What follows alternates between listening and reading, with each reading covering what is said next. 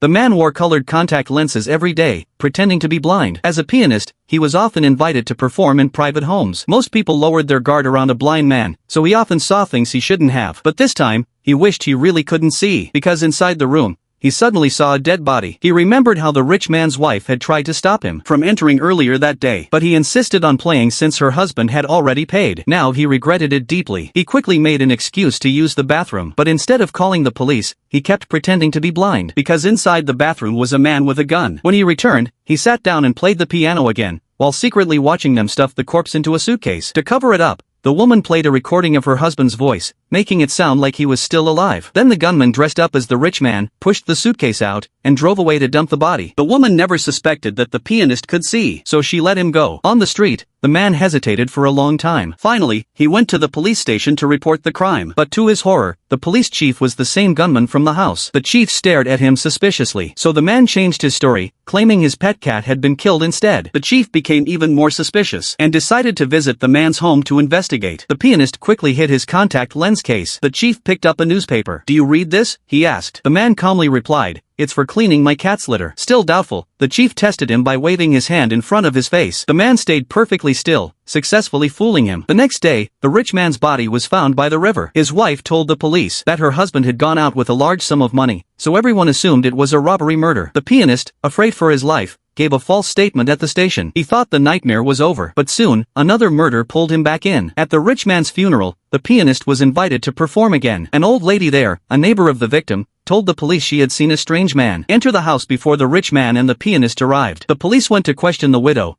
but she easily talked her way out of suspicion. Later, the rich man's daughter approached the pianist. She wanted him to teach her the song her father had loved most. Feeling guilty, he agreed. But the next day, when he went to their house to give the lesson, he witnessed something that left him frozen in shock.